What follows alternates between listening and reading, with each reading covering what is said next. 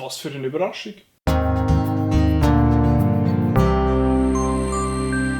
13 Hours erzählt die wahre Geschichte von 6 Soldaten, die am 11. September 2012 im libyschen Benghazi eine US-Militäreinrichtung haben müssen verteidigen gegen irgendwelche libyschen Rebellen, die Amis nicht gerne haben.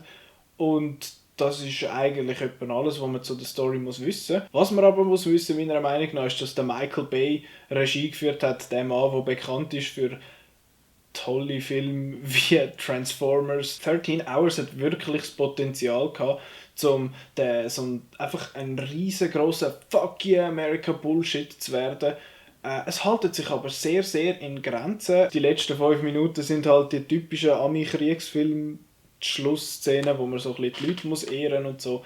Das gehört, glaube ich, irgendwie ein bisschen dazu, kann man von mir aus auch machen. Ich bin wirklich sehr, sehr positiv überrascht, weil vorher viele haben geflucht über den Film, einfach wahrscheinlich, weil es ein Michael Bay-Film ist, aber ich sage, der Michael Bay kann Film machen. Es fehlen bei 13 Hours so viel von seinen blöden Michael Bay-Isms, also seine blöden Angewohnheiten. Es fehlt der kindische Humor, es fehlt die Objektifizierung der Frauen. Es ist kein Transform, Action, Explosion, Orgien. Es ist ein Film tatsächlich mit ruhigen Momenten, aber man merkt natürlich schon, dass es seine Handschrift ist. Es ist sehr, sehr farbig alles und sehr übersättigt teilweise. Alles ist sehr scharf. Es ist eigentlich noch ein cooler Style, wenn einem der gefällt. Mir gefällt er jetzt und er hat für diesen Film auch wirklich gut gepasst.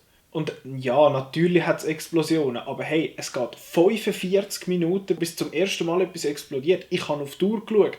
Das hat mich recht überrascht. Vorher sind die Charaktere aufgesetzt worden. Das ist man sich von einem Michael Bay-Film sonst nicht wirklich gewöhnt.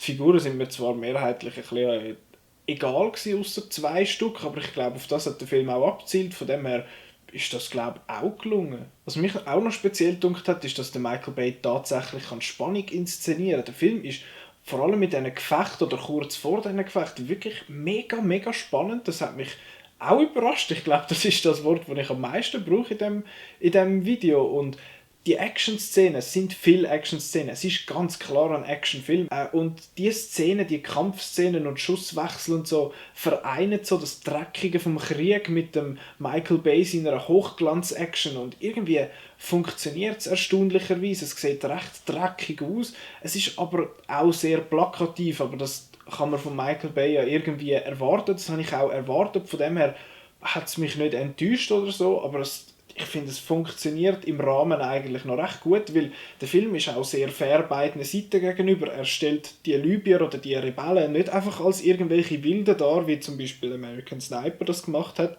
Das sind nicht einfach die Bösen.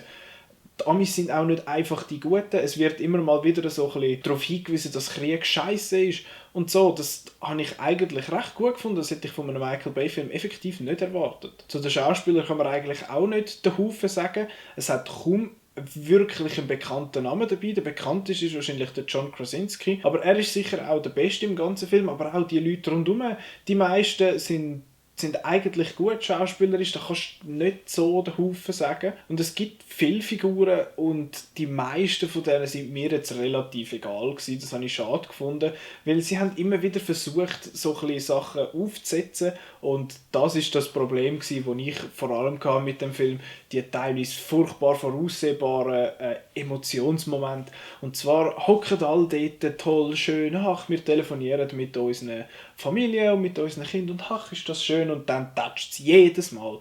Das habe ich schade gefunden, weil das ist dann gewesen, wenn der Film nicht spannend war, weil ich jetzt für mich genau gewusst habe, was passiert jedes Mal und das nimmt dem Film so ein bisschen die Spannung und außerdem ist es ein furchtbares Klischee, dass es immer dann passiert, wenn es allen gut geht. Ich bin wirklich mega, mega positiv überrascht gewesen. Ich habe nicht den Haufen erwartet, ich habe Michael Bay's American Sniper erwartet mit «Hurra, Amerika ist mega geil», aber das hat man weggelassen, die ganzen Michael Bay Angewohnheiten mit kindischem Humor etc.